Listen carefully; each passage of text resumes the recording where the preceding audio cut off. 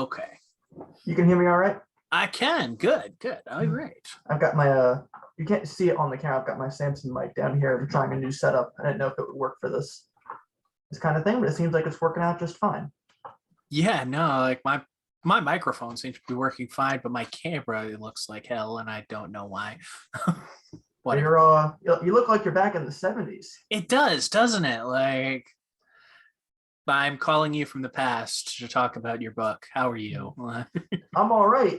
Things are all right in the future. Buy gold. Well, other than that last piece of advice, you are definitely lying to me. So which seems like a great way to intro that we are talking here at Kid Writes to several horror writers for the month of Halloween. Today we have Jacob Steven Mohr with us. Hello, everybody. So will you tell us a little bit about your book, Unwelcome? Sure. I have that here today, actually. The Unwelcome is my third novel. It's my first full-length horror effort. And it tells the story of Kate Brecker, who is 19. She is in college, and she has just had this really rough, traumatic breakup with a boy named Lutz. And to kind of cope with that, she has retreated back into an old childhood friendship with Alice Gorchuk, who is offered as a respite from her troubles to take her away on this Valentine's Day rustic weekend. That was originally this could be for her and her boyfriend, but Kate's coming along too. And coming along as well is Kate's ex, who has pursued them into the forest and has revealed that he is, in fact, some manner of body-snatching alien entity and is slowly taking over her friend group, one person at a time, forcing Kate to defend her friends from this monster of her past or lose everything that she cares about. All right. And will you tell us a little bit about yourself? Sure. I am 27. I live here in Columbus, Ohio. I have been writing for almost a decade now, 4 or 5 years seriously, but truly began writing, about 10 years ago. I work in advertising when I'm not working on my books or my stories, and I love roller coasters. All right. I don't know what to do with that last bit of information. I feel like I should have a witty retort, and I've got nothing. So, so we'll come back to it. All right, we better. So, so this story, it's a very classic cabin in the woods kind of horror story. You got the 4 teenagers, or I guess they're college kids, going out to party for a weekend to just get away from it all. And then some mysterious forces picking them off. So what was your experience like trying to write your own original take on such a classic horror trope? You hit it right the nail on the head there. It is very much like this is a classic trope. It is a classic oft-used and well-worn setup. And what I wanted to do was the Unwelcome is, at its bones, it's a slasher story. Lutz is very much, human and not like he's not like one of your masked silent killers, but he's still very much a slasher villain. And so what I wanted to do was to see if I could tell a slasher story where you care about everybody, where the people aren't disposable, where the relationships between them matter and ultimately inform the ending. And I did that, or I tried to do that by, it's not all from one perspective. You do get every named character in the book, including people that appear for just a scene, have at least one chapter that is devoted to their perspectives. So you understand like why they're there, why they're different from the stereotype that they originally present themselves as. And so, if and when they are ultimately killed off in true slasher fashion, it's not just spectacle. You do care about them, and the characters care about each other. The characters care about each other, but they also have a lot of tension between each other. Want to talk a little bit about that? Yes. That was actually one of the big things I struggled with, especially at the beginning of writing this, was that Kate herself, our main character, begins the story very unlikable and very unpleasant. And she's not the most likable character in the story. Her friend Alice probably is. and I want to do that on purpose to like kind of defy the final girl trope of, she's not virginal, she's not even particularly nice, but she kind of comes into her own over the course of the story, and like, kind of learns to get along with the people around her almost out of necessity, because that's the only way that she can protect them from this much meaner thing, this greater evil that's after them. And of course, like you said, that does create a lot of tension. A lot of the other characters, as well as the reader, don't really like her or know how to handle her. They're all kind of walking on eggshells around her for a lot of the story. Up until about chapter 15 or so, about halfway through. And when you're writing something that is such a traditional horror story where people have a lot of expectations that they want you to meet and a lot of feelings that they don't want you to meet, from a technical aspect, like, how do you write to keep things original? Like, what does the process look like? Honestly, it is, while you're writing the work itself, to not read or to watch, I guess, the other stuff that's going to be in that genre, to really vary what you're drawing from. Honestly, while I was writing this, I ended up reading a lot of very realistic fiction, because I wanted to make sure that the relationships between the human remain very genre. Like, these need to be real people in order for the readers to care about them. And so And that I didn't actually, want to oh, go ahead. no, you please finish. Oh, and I didn't want to have the characters to be too informed by, not necessarily horror stereotypes, but the kind of characters that you encounter in horror novels, especially, to get into spoilers a little bit. I wanted, Kate to feel very human. No, that makes a lot of sense. And just bring up my next question, which is, it's very much a Cabin in the Woods story, but it's also a lot about dealing with personal trauma. I mean, there's a very, very big, very clear metaphor with Kate's journey of somebody coming out of an abusive relationship. Would you elaborate on that a little bit? Of course. Yeah. Obviously, this was an effort where it was the very first time I was ever writing something where it was not drawing at all from personal experience. So, it took a combination of, reading accounts of people who had actually experienced things like this, watching movies and reading books that talked about it. It took this was the first time that I ever written anything where I wanted to put it through sensitivity readers, to make sure that the heavier aspects of the story, like the stuff that happened between Alice or Kate and Lutz, and of course Alice and Jill, who we meet later in the story, to make sure that was all up to snuff, and that it was not what's the word, exploitative, I guess. I didn't want it to be just there for shock value. I wanted it to be there to enhance the themes and to enrich the characters and to give the story a little bit of muscle, I suppose. All right. My mind just went blank. It does this. Like, I have ADHD. My brain just decides at some point in the interview it's going to forget what I was about to say.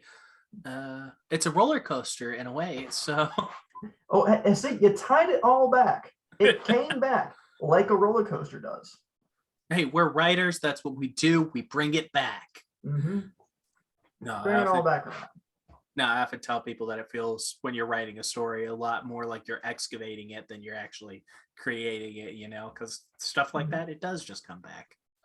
And that was honestly how it was for the story. Like, the bare bones of it didn't really change over the course of writing. I had an outline, and there were certain aspects of it, particularly a couple of the ending sequences that did change throughout the course of it, but like who the characters were and where they would end up by the end of the story. It felt much more so like it was always there. Like, it was like this constant factor, I suppose. I just had to brush the brush the stuff off it that didn't belong there. It was like carving a statue almost. Yeah. And you talked about working with sensitivity readers. Could you kind of explain to some of the people watching what that was like? Sure.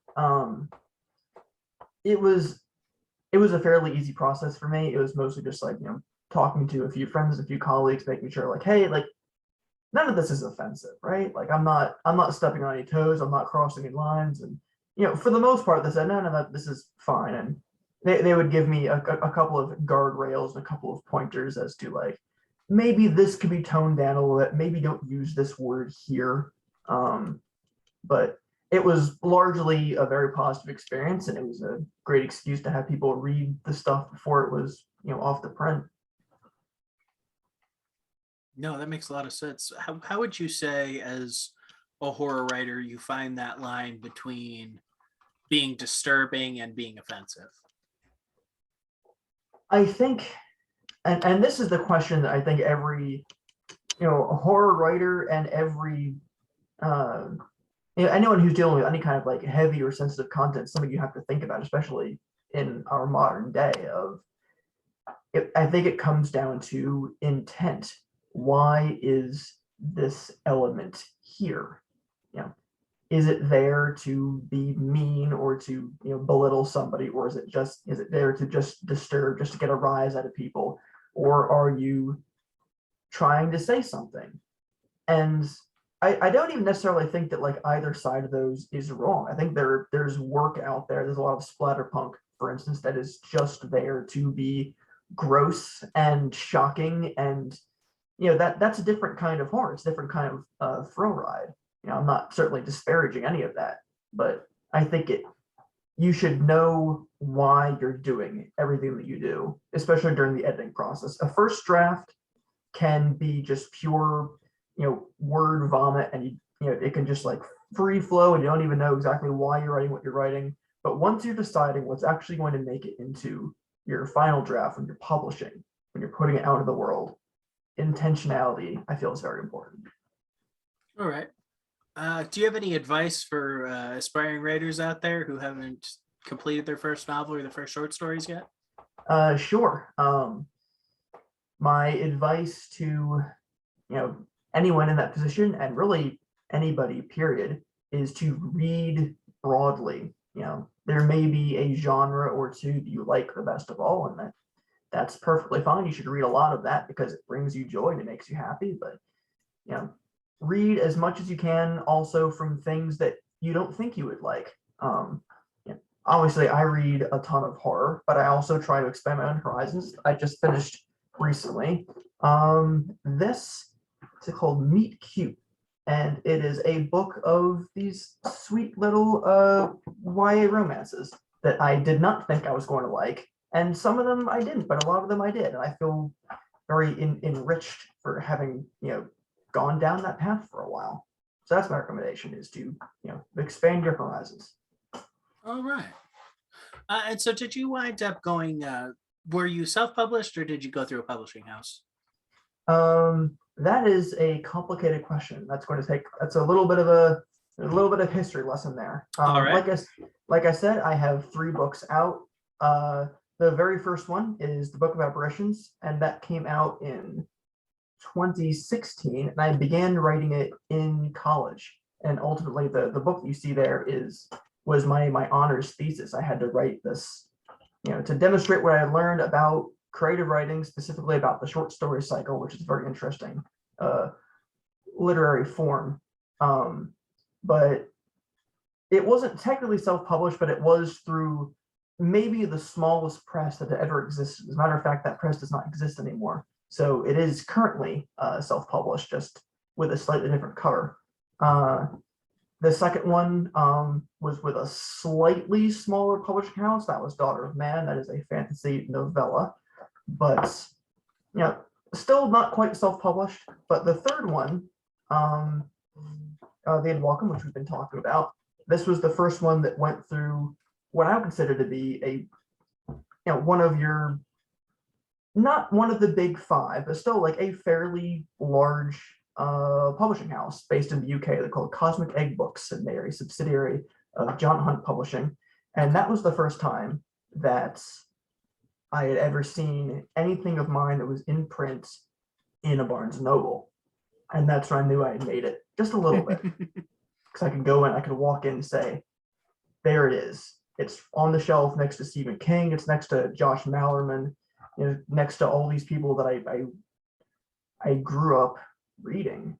And when I first saw that, I was moved. I mean, that's the goal right there, isn't it? Mm-hmm.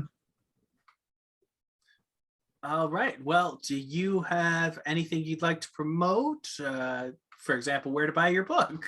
You said Barnes & Noble, so that's a good one. Mm-hmm. Sure. Especially if you're anywhere in Ohio, you can get the Unwelcome in really any Barnes & Noble you walk into.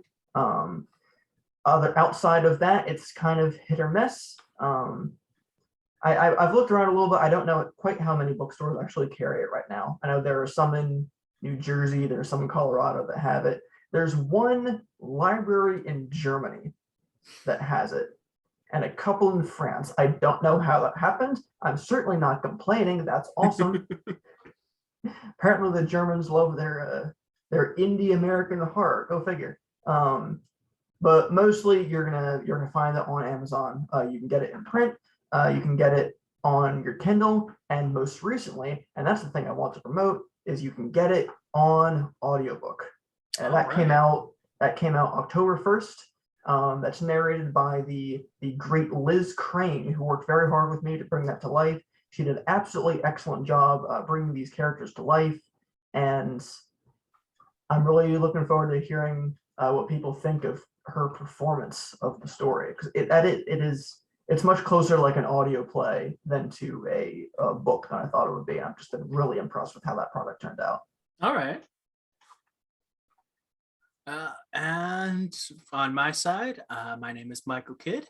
You can go ahead and look for my ongoing horror series on Kindle Vella, Divided.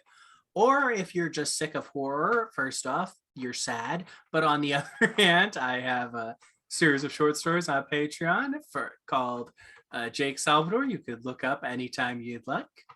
If you like this interview, please be sure to like and subscribe so you can see some of the other interviews I do. And thank you so much for being with us today, Jacob. Well, thank you for having me. This was a great time. Yeah, you have a nice day. Bye, everybody.